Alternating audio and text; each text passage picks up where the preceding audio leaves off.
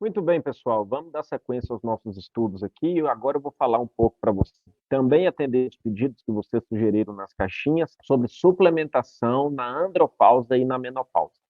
Inicialmente, vamos falar o que é cada uma dessas situações. A andropausa é pouco falada, a menopausa muita gente sabe o que é, mas a andropausa é quando acontece o declínio hormonal com o passar do tempo, com o envelhecimento nos homens. É pouco percebido pelos homens, principalmente porque esse declínio ele é longo, lento, progressivo. Diferente na menopausa, que quando se interrompe a função ovariana feminina, cai abruptamente, e aí os sintomas são muito evidentes. Mas se a gente for analisar bem um homem a partir dos 35 anos, principalmente se ele estiver vítima de estresse crônico, de dieta de baixa ingesta de colesterol, baixa vitamina D, algumas deficiências nutricionais, como deficiência de zinco, de selênio, de coenzima Q10, de complexo B, principalmente vitamina B6, ele já vai começar a ter realmente um declínio na produção de testosterona. E esse declínio, a partir dos 35, ele vai acontecendo até que, numa certa idade, geralmente o paciente procura o médico, geralmente o urologista, por alteração na potência sexual, por impotência. E aí ele cai na medicina tradicional do remédio com os vasodilatadores, esses derivados ali do Denafila, né, para tratar somente o sintoma da potência sexual, da ereção, do distúrbio de ereção. Mas todos os outros sintomas de fadiga, perda cognitiva, baixa tolerância à atividade física, ansiedade, perda de massa muscular, alteração do sono, perda de massa óssea, baixa força, depressão, todos esses sintomas eles continuam acontecendo.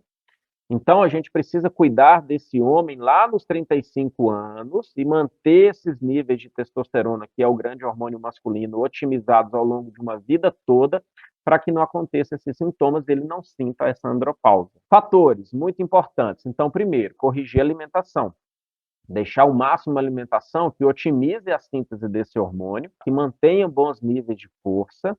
Então, tem que ter bons níveis de proteínas em quase todas as refeições, excelentes fontes de gordura, principalmente dos ovos, da carne, gordura que tenha colesterol também, porque o colesterol ele é a matéria-prima para a secreção desses hormônios esteroides.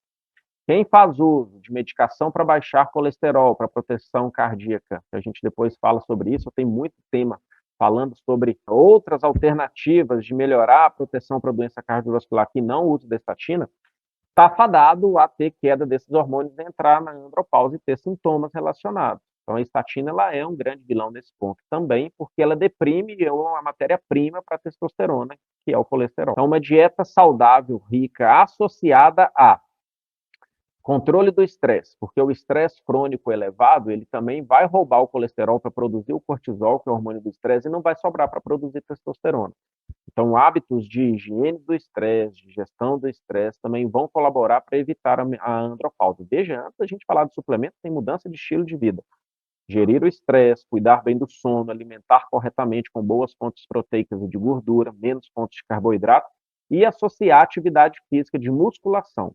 Atividade de força, ela vai sempre manter bons níveis de testosterona, principalmente depois da atividade de força. Comer bem, dormir bem, ter o descansar. Então, isso é fundamental. Outro ponto, evitar o máximo consumo de álcool. O álcool em excesso deprime não só a produção da testosterona, como bloqueia os receptores para a atuação dela.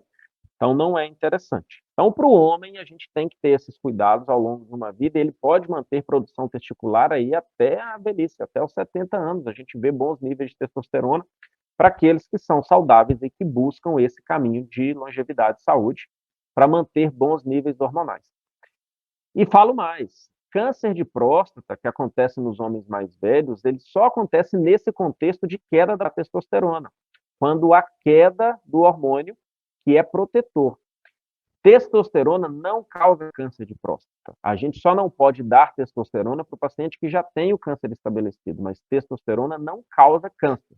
O câncer de próstata se manifesta no ambiente com baixa testosterona. Então, suplementação. Então, além dessas medidas de hábitos e desses alimentos, algumas coisas podem ajudar sim o homem a manter bons níveis de testosterona ao longo de uma vida. São eles: tríbulos terrestres pode ajudar, maca peruana pode ajudar, licopeno, resveratrol trans, o zinco tem que estar otimizado, E aí a gente entra com o PGU africano, sal palmeto, urtica dioica, vão otimizar a função da testosterona, deixando o DHT regulado, e o DHT tem que estar regulado, não pode estar nem em excesso nem deprimido, isso tem que ser bem avaliado pelo seu médico. Inclusive, estes suplementos, se usado de forma indiscriminada, pode baixar muito o DHT e trazer sintomas indesejáveis. Então, a gente faz um trabalho com essa suplementação. A crisina também pode ser utilizada, a turquesterona, para estimular a síntese de testosterona. Então, a gente faz essa combinação dessa suplementação, long jack, turquesterona, todos esses que eu falei, em doses otimizadas e personalizadas de acordo com exames. Não dá para fazer essa modulação dessa substância sem dosar testosterona livre, testosterona total, SHBG e o DHT para definir o melhor tratamento. E em alguns casos, um paciente que ele já não tem mais a produção, você não consegue estimular a produção, seja com essas suplementações, seja com o HCG, que estimula a produção testicular, você pode usar testosterona isomolecular, transdérmica, doses fisiológicas, que mimetizam a produção testicular, e aí o paciente usa aquilo a longo prazo. Isso em momentos adequados, porque se usado precocemente, você vai ter uma melhora ali no período, no início, e depois o paciente vai cair tanto a produção natural que vai bloquear o eixo, e aí você vai precisar renovar, desbloquear o eixo, é muito trabalho a mais. Então, isso precisa ser muito bem controlado. Mas o mais importante, cuidar da alimentação, da atividade física, da higiene do sono e do estresse antes desse declínio, utilizando esses suplementos que vão otimizar a produção natural. O paciente tem uma boa melhora e vai sendo acompanhado com os exames até que seja necessária a suplementação com a testosterona bioidêntica. Mulheres. Então, agora falando para vocês, mulheres, tá? O que a gente pode utilizar para vocês? Primeiro, entender o que é climatério e menopausa. Menopausa é a última menstruação, é quando encerrou a função ovariana, não produz mais estradiol e progesterona pelo ciclo ovariano, né, o ciclo menstrual normal, e a paciente não menstrua mais. Para a gente definir que ela está na menopausa, ela tem que ficar 12 meses sem ter menstruado. Então, um intervalo de 12 meses sem a menstruação. Porque quando ela entra numa falência ovariana, mas ela ainda funciona, mas menos do que antes, ela está nessa fase que a gente chama de climatério, no qual já vem sintomas. Já vem alterações do humor, já vem os calores, os fogachos, ressecamento vaginal, piora do cabelo e da pele, aumento da gordura, dificuldade de ganhar massa muscular, ansiedade, depressão, perda de massa óssea. Isso já começa a acontecer no climatério. E o ciclo menstrual fica irregular. Aquele ciclo que ela reguladinho, 28, 30 em 30 dias, com fluxo sempre igual, começa a mudar. Fica um tempo sem, 2, 3 meses, depois vem com poucas semanas, começa a ficar irregular. Isso é sinal do climatério, e associado a esses sintomas, a gente trata. Trata como? Tá? Então, existem suplementos que podem ajudar nessa função? Existem, tá?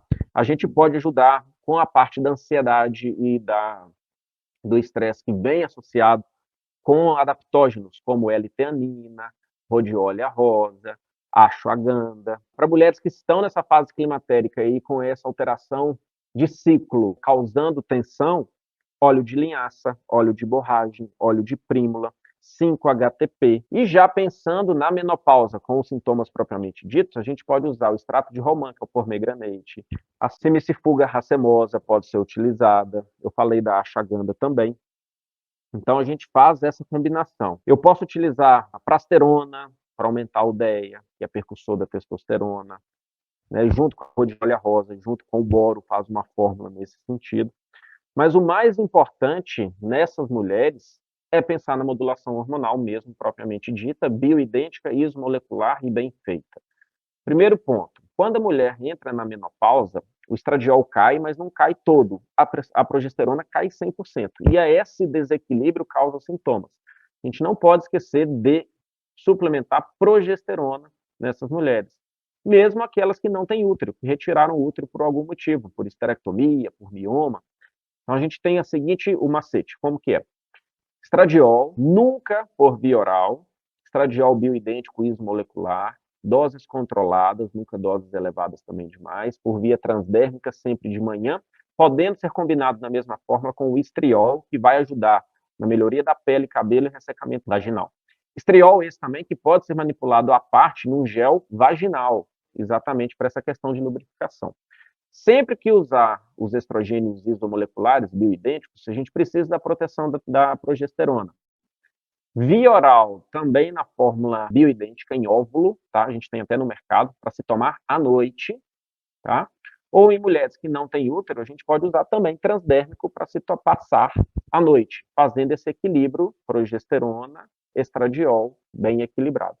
Em alguns casos, principalmente na fase climatérica, a gente pode utilizar a progesterona mimetizando o ciclo, ou seja, usa ela 15 dias do mês e interrompe 15, o estradiol de uso contínuo. Depois que entrou na menopausa, se ela tem bons benefícios com a progesterona, a gente pode usar contínuo todos os dias, sempre a progesterona noturna e o estradiol diurno de manhã. Ainda falando sobre essa parte de modulação hormonal feminina, então a gente tem que ter essas doses controladas e a via de aplicação também bem direcionada. Testosterona. Mulher também precisa de testosterona, doses bem menores do que de homem. Eu nunca precisei usar mais que 2,5 miligramas de testosterona para uma mulher. E eu vejo mulheres tomando 5, 10 doses masculinas. Isso advém efeitos colaterais indesejáveis, alguns até irreversíveis. Então tem que ter a dose controlada. A gente vai usar testosterona quando tem sinais clínicos, baixa libido, perda de força muscular, perda da massa muscular sendo transformada em gordura, com a testosterona no sangue também baixa, mas só o exame de sangue não é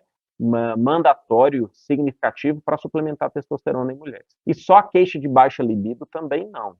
A libido na mulher ela tem diversos fatores emocionais, sociais, de relacionamento, também serotoninérgico, da serotonina, do uso da ocitocina, que a gente pode usar por via nasal, ajuda nessa questão libidinosa.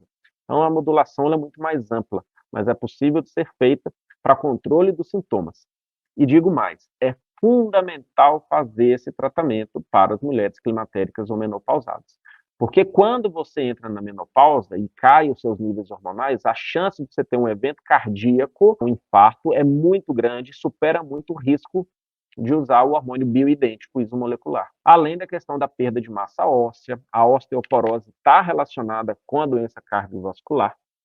Toda vez que você perde a proteção hormonal, principalmente do estradiol nesses casos, o osso ele vai despejando o cálcio na circulação, então a mulher faz osteopenia, osteoporose, e esse cálcio vai sendo depositado nas artérias, principalmente as coronárias, e leva ao evento cardíaco. É a mesma coisa, a mesma doença, osteopenia, doença cardiovascular, relacionada com essa metastatização do cálcio pós-menopausa, pós-climatério. Então, o estrogênio, o estradiol bioidêntico, é fundamental para trazer essas proteções. Artigos já saíram recentemente que o uso do estrogênio, bem indicado, não sendo via oral, por via transdérmica, não leva a câncer de mama em mulheres que não têm câncer já desenvolvido. O mesmo raciocínio para o câncer de próstata que eu falei anteriormente. Então, acabar com esse mito que tratamento, terapia de reposição hormonal bem feita, como eu acabei de explicar, leva a câncer de mama. E a gente usa progesterona para fazer a proteção da mama e também do endométrio, quando tem útero, via oral, quando não tem, via transdérmica. Ok? Fechamos esse assunto.